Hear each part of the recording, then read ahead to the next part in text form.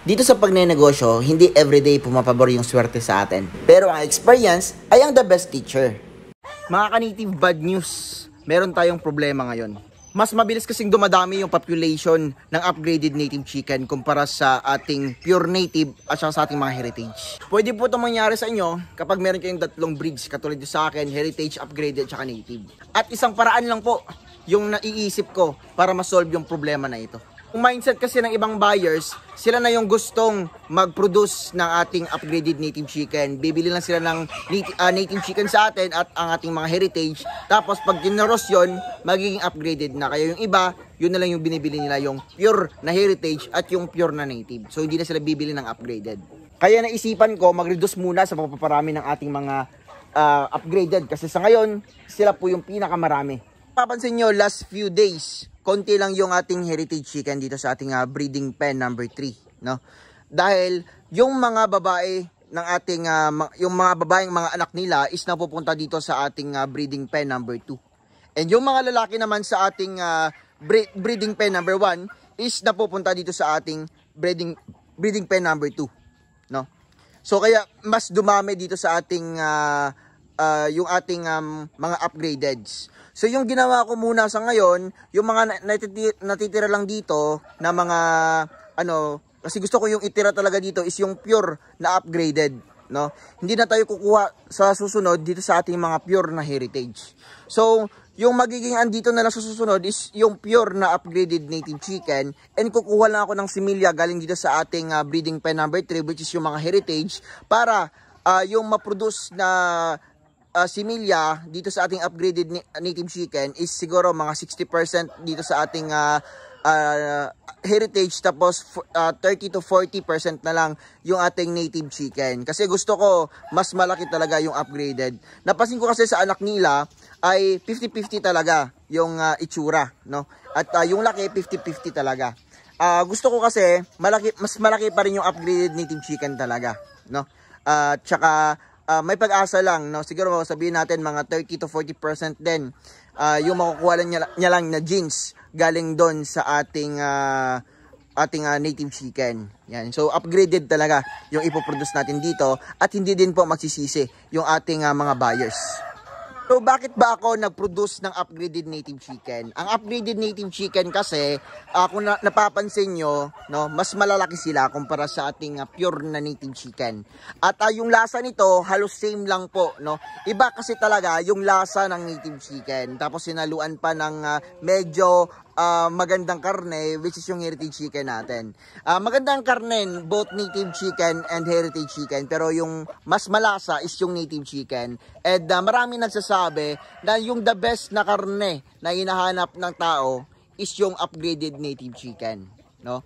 Kaya nag-produce tayo nito dahil ito yung i-introduce natin for meat production faster, no?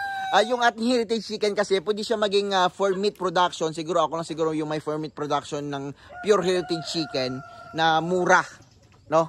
Dahil nga gusto ko ring makatulong na para makasupply. Yan. So, yung karne kasi ng heritage chicken, medyo talaga, medyo malayo talaga sa karne ng native chicken. Iba talaga. Pero kapag adobo lang naman, maganda.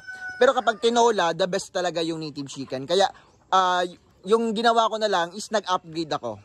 Yan, kasi gusto ko masarap na karne, tapos mabilis ma-harvest. Yun yung upgraded native chicken. And sa mga walang incubator, no, pwede itong upgraded native chicken. Ito kasing ating mga heritage chicken, pag wala kang incubator, kawawa ka. Yan. Sa native chicken naman natin, magaling maglimlim, no? Hindi ay problema yung incubator. Yung problema lang dito sa ating mga native chicken ay medyo sila talaga yung breeds, no? Sila yung breeds ko na andito na mahina po or medyo matagal pong lumaki.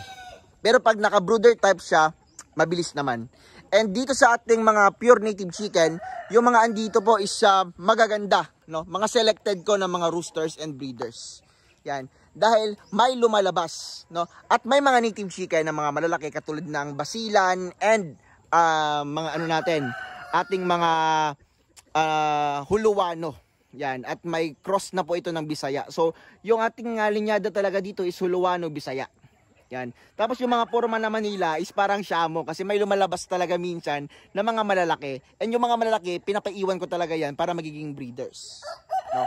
At tapos yung mga medyo maliliit, ibinebenta ko para pangkarne. Ngayon, yung mga naiiwan dito is mga upgraded na talaga, no? Mga pure upgraded katulad nito. Yan. Mga bata pa. No? So ito yung nasa mga 3 months old. Batang-bata pa talaga to. No? 3 months old yan. At saka medyo mahina paglaki nila kasi wala pang 2 months, andito na sila sa free range. Pero kapag naka-brooder yan, mabilis lang po yan lumaki. Yan, sinasanay ko sila dito sa ating breeding pen number 2, no? So, sa ngayon talaga, dito na yung mga pures na upgrade dito. May upgrade ako dito na Black Australorp and Native. Yan. Ito yung itsura niya. No? So, mapapatulong na lang ako dito. Halimbawa, nakuha ko na yung 50% ng heritage at saka native. Yan. Yung aking mga ano dito, mga roosters, magbaback up ako, no, para mas lumaki pa yung ating upgraded native chicken. At mas malasa dahil meron nga tayong mga native din dito. Yan. So, meron tayong mga pure dito na broodcocks, no. Yan, mga malalakas na yung mag-mate. And meron din tayo dito, mapapatulong tayo kasi gusto ko upgraded native chicken na malakas mangitlog. So meron tayo ditong decal brown. Yan, decal brown, may light Sussex tayo dito. Kasi nga dalawa yung decal brown ko, dalawa din po yung aking light Sussex. Pero yung mga pinakamagaganda talaga, yan, may yellow cappers din ako dito. And may BPRs ako na malalaki. Pero yung mga pinaka the best breeders ko, no? Pinaka the best breeders talaga is andito sa ating breeding pen number 3. Yung ginamit ko sa ating production ng upgraded native chicken, no, kasi pure heritage chickens yon, yung mga babae ko, no. So sa ngayon, stop muna sila doon sa pag-produce ng ating upgraded native chicken and babalik sila, no, dito sa ating heritage chicken. Yan. So dito sa ating heritage chicken, kitang-kita nyo naman yung mga roosters natin. Iba talaga yung forma, no. Sa forma pa lang, kita nyo light Sussex ko, napakaganda. And yung na-produce kong yellow copper. Yan. Sila yung the best of the best dito sa aking manukan. Pag about sa heritage chicken and sa laki. Yan. Sila yung above talaga, no? Pinakamagaganda dito. So, kita nyo naman, yung iba dito crosses na ng pure heritage chicken. And may mga yellow cappers ako dito, may white cappers. So, ito yung mga napapalabas ko na talagang sobrang magaganda, no? So, crosses na po yan ng mga the best breeds katulad ng heritage, Black Australorps and BPRs. Yan, and Saso. Yan. So, may mga pure Rhode Island din tayo dito. Ito, pure pa to, no? At meron tayong mga BPRs dito na pure din. At pure na Black Australorp. Yan. So, yung ipapalabas na lang nito is yung pinaka the best na breeds na mapuproduce natin dahil sa napakagandang breeders. So, pinakamalaki ko dito ngayon na broodcock, siya yung alpha natin. Ito yung ating Saso. Yan. Pangalawa dito na pinakamalaki, ito pangatlo lang to, si Brownie. Ito yung ating decal brown. Yung pangalawa dito sa pinakamalaki, no? So hindi pa kasi ito fully matured, no? Ito yung ating yellow copper. Yan. Tingnan niyo naman, no? Yan po si Jumbo, yung pinakamalaki natin na na-produce na yellow copper. Isa sa the best na napalabas ko. Yan, light Sussex natin, sobrang mga malalaki din. And syempre, yung ating BPRs. Yan, BPRs natin, tignan niyo naman, no? Yan, malaki yan. Yan, at saka meron tayong mga hens dito na talagang the best din, syempre. Kita nyo po yung mga hens natin, no? So, yung iba kasi hindi pa hit ngayon ng ating, hindi pa peak season sa pangingitlog. So, yung iba dito, nagpapahinga talaga. And, pag dumating yung peak season nito, talagang sobrang, sobrang ganda. Dito sa, sa aking mga hens, halos same lang naman yung laki nila. Pero, mas malaki yung crosses. Yun yung napansin ko. Yan. BPR, sobrang malalaki din. Ito, batang-bata pa itong BPR na to. 5 months old, ganito na kalaki.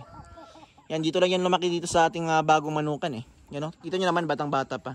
Ito, wala pa to. Mga 4 months mahigit pa lang yan. Hindi pa nagpapamate.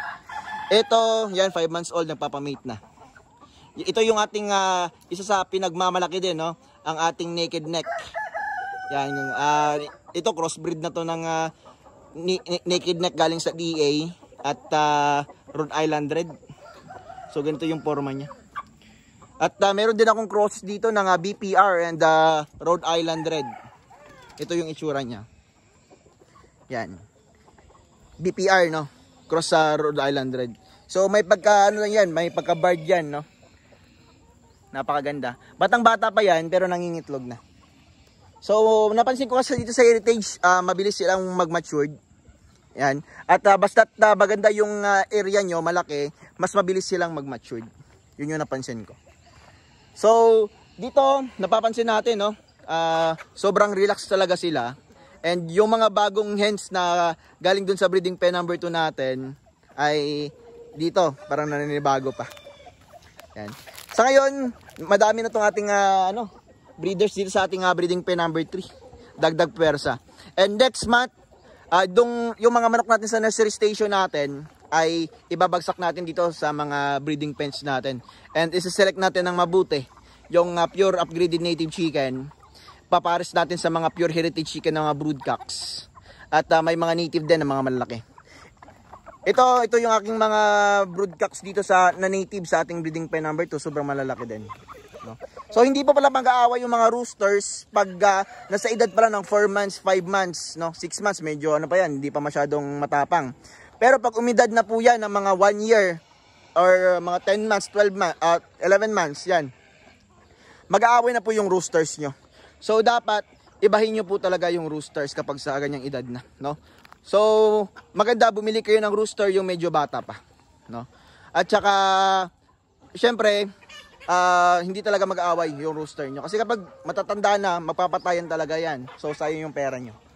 So dito sa natin talagang train na train itong ating mga alaga.